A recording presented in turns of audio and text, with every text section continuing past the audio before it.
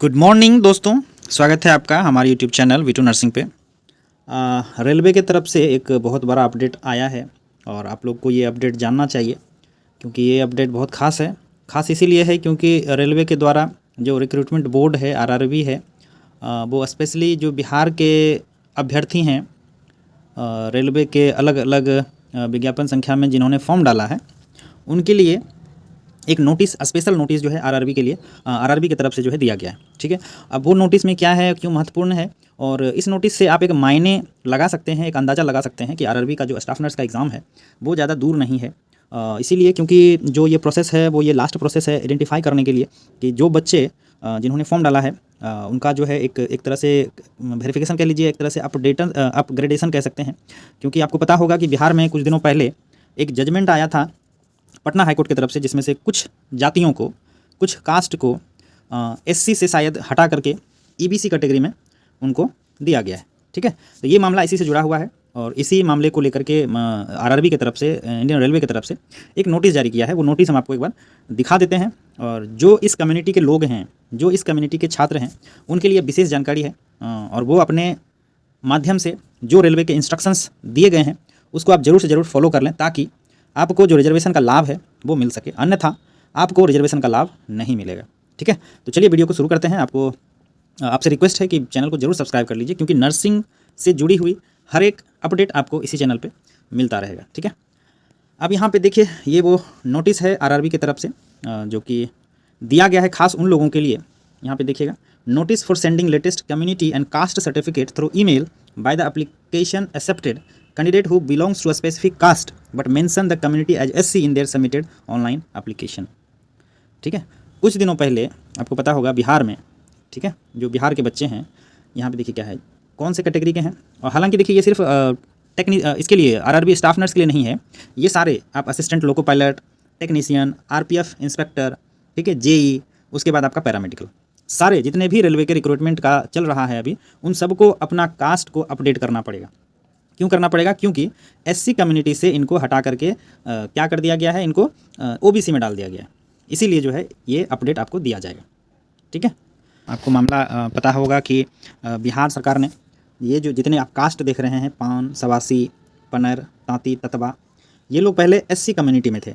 ठीक है, लेकिन एक केस के द्वारा, एक सुप्रीम कोर्ट के जजमेंट के द्वारा, आप यहाँ पे देखिएगा सिविल अपील नंबर 18802/2017, ठीक है, 15/7/2024 यानी कि जुलाई के महीने में एक जजमेंट आया। उस जजमेंट में ये जितने कास्ट आप देख रहे हैं यहाँ पे, इनको एससी कैटेगरी से हटा दिया गया है और एससी कैटेगरी से इनको बिहार में ईबीसी में डाल दिया गया है।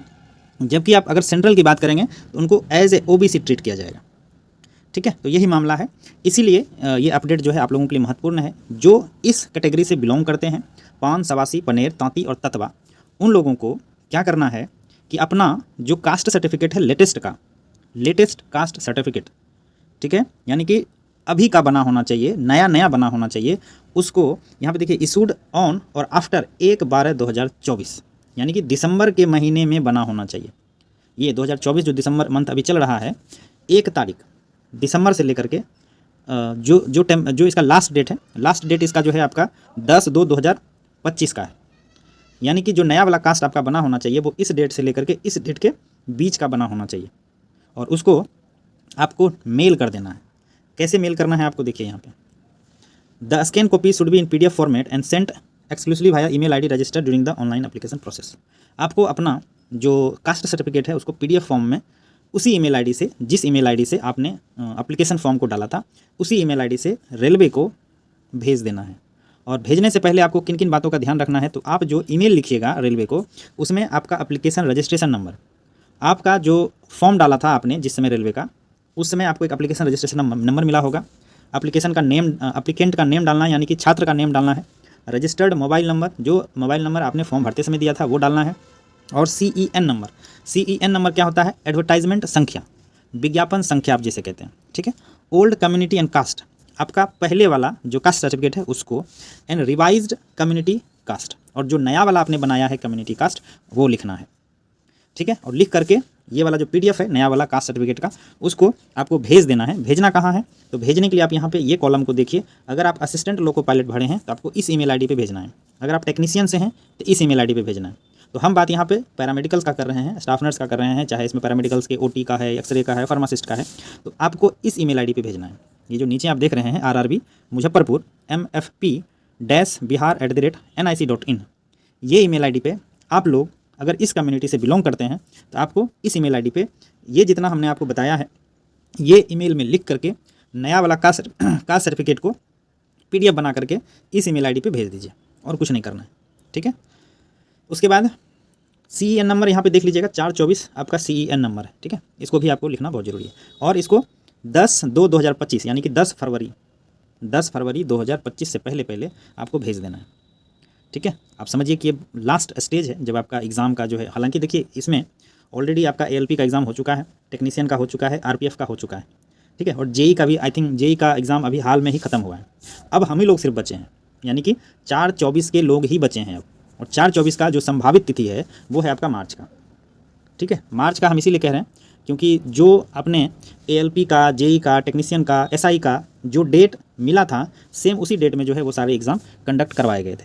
अब जो डेट है वो पैरामेडिकल्स का है, नर्सिंग सुपरिटेंडेंट का है, जो कि आपको कुछ ही दिनों में, हमको लगता है कि जनवरी में आपको इसका जो टाइम शेड्यूल है वो मिल जाएगा, ठीक है। अब यहाँ पे देखिए, और आपको क्या करना है, इस डेट से पहले आपको भेज देना है। उसके बाद बना होना चाहिए, न्यू का सर्टिफिकेट जो है बना होना चाहिए 1/12/2024 से पहले का। अगर आप ये काम नहीं करते हैं, ठीक है, अगर आप उस जाति से बिलोंग करते हैं, तांती ततवा से, पान खवासी से, अगर ये काम आपके द्वारा नहीं किया जाता है तो आपको अनरिजर्व कैटेगरी यानी कि UR, यानी कि आपको एज ए जनरल कैंडिडेट जो है समझा जाएगा, ठीक है। इसीलिए अगर आपको रिजर्वेशन का लाभ लेना है, रिजर्वेशन का फ़ायदा लेना है, तो आप ये काम अवश्य कर दें। हम पैरामेडिकल के लिए जो ईमेल आईडी दिया हुआ है हम इसको डिस्क्रिप्शन में भी पिन कर देंगे, आप वहाँ से भी उसको मेल कर सकते हैं। लेकिन उससे पहले जिन लोगों ने अभी तक अपना कास्ट सर्टिफिकेट नहीं बनवाया है नया वाला, वो पहले बनवा लें, ठीक है। बनाने के बाद फरवरी 10 तारीख तक डेट है, उस डेट में आपको इसको भेज देना है, ठीक है। और बाकी हम इस डेट की बात कर रहे थे, ये डेट आप देखिएगा, ये तो बहुत पहले से वायरल हो रहा है, आपने कभी ना कभी इसको देखा होगा। तो ये ऑफिशियल नहीं है, लेकिन इसमें जो डेट आप देख रहे हैं ये डेट बिल्कुल कंफर्म वाली डेट है, क्योंकि जो डेट यहाँ पे मेंशन किया हुआ है उसी डेट में सारे एग्जाम्स हुए हैं।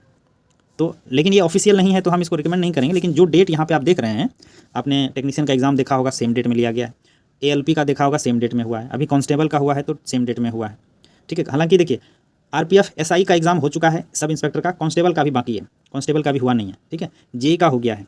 पैरामेडिकल कैटेगरी आप यहाँ पे देखिएगा 1376 पद के लिए है, और ये इनका संभावित एग्ज़ाम जो है मार्च 2025 में है। टेंटेटिव है, टेंटेटिव मीन्स होता है संभावित। तो मार्च में अगर एग्ज़ाम होगा तो आपको जनवरी के महीने में ज़रूर से ज़रूर टाइम शेड्यूल जो है आपको मिल जाएगा डेट के साथ, ठीक है। हालांकि अभी कांस्टेबल का एग्ज़ाम होना है, 8 तारीख से अगर एग्ज़ाम शुरू हो जाता है तो ये PDF को बिल्कुल सही माना जाएगा, और जैसे ही फिर पैरामेडिकल के लिए एग्ज़ाम डेट आता है तो फिर आपको जो है हम सूचित करेंगे, ठीक है। अगर आप रेलवे की तैयारी कर रहे हैं तो हम लोगों के द्वारा, मिशन हाई की टीम के द्वारा एक बुक लॉन्च किया गया है RRB स्टाफ नर्स के लिए। बहुत ही यूनिक बुक है, 5000 प्लस इसमें MCQ हैं, और आपको इसमें लगभग 20 प्लस जो है आपको इसमें प्रैक्टिस सेट मिल जाएंगे, प्रीवियस ईयर के क्वेश्चंस मिल जाएंगे। बहुत ही अच्छा बुक है, आसान भाषा में है, और सबसे बड़ी बात इसमें बिलिंगुअल है, यानी कि आप हिंदी और इंग्लिश मिक्स वाले जो लोग हैं इस बुक को प्रीफर कर सकते हैं। बहुत ही अच्छा बुक है। इसका सैम्पल PDF जो है हम आपको इसका प्रोवाइड करा देंगे, अगर आप इसको लेने के इच्छुक हैं। बहुत ही मिनिमम प्राइस, मात्र 380 रुपये में ये 400 पेज का बुक है, बिल्कुल मिनिमम कॉस्ट। हम सिर्फ विद्यार्थी का, छात्र का हेल्प के लिए ये बुक को लॉन्च किए हैं, ठीक है। इसका PDF अगर आपको देखना है तो डिस्क्रिप्शन में एक नंबर दिया हुआ है व्हाट्सएप का, आप उस व्हाट्सएप नंबर पे मैसेज करें, या स्क्रीन पे हम नंबर थोड़ी देर के लिए दे देते हैं, आप उस स्क्रीन पर से आप उनको व्हाट्सएप करें, PDF देखें, PDF देखने के बाद जो है आप ऑर्डर कर सकते हैं, ठीक है। बहुत ही लाजवाब बुक है, बहुत ही आसान भाषा में, बहुत अच्छा कंटेंट जो है आपको इसमें देखने को मिलेगा।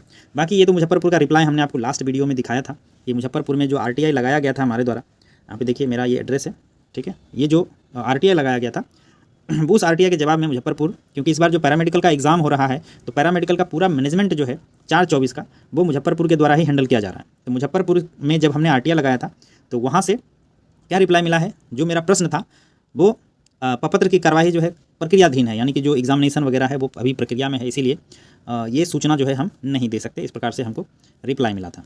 तो आप इसका चिंता छोड़ दीजिए, बस आप अपने पढ़ाई पे फोकस करें, जो भी पढ़ रहे हैं। अगर आपको बुक की आवश्यकता है तो आप मैसेज कर सकते हैं, अन्यथा जिस बुक से आप पढ़ रहे हैं उसी बुक को पढ़ते रहें, बस लगातार पढ़ाई करते रहें ताकि आपको किसी प्रकार का दिक्कत ना हो। बाकी जैसे ही डेट आएगा आपको बताया जाएगा।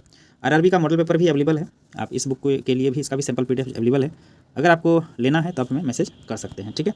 यह बुक भी जो है बहुत लाजवाब बुक है, जो रेशियो सिलेबस का है 70-30 का रेशियो, सेम उसी मॉडल पे जो है इस बुक को बनाया गया है। ठीक है दोस्तों, बाकी आपको इन्फॉर्मेशन कैसा लगा? अगर आप इस कैटेगरी से बिलोंग करते हैं तो जरूर इस चीज़ को पूरा कर लें ताकि आपके साथ आगे किसी प्रकार का कोई अनहोनी ना हो। ठीक है दोस्तों, थैंक यू, धन्यवाद।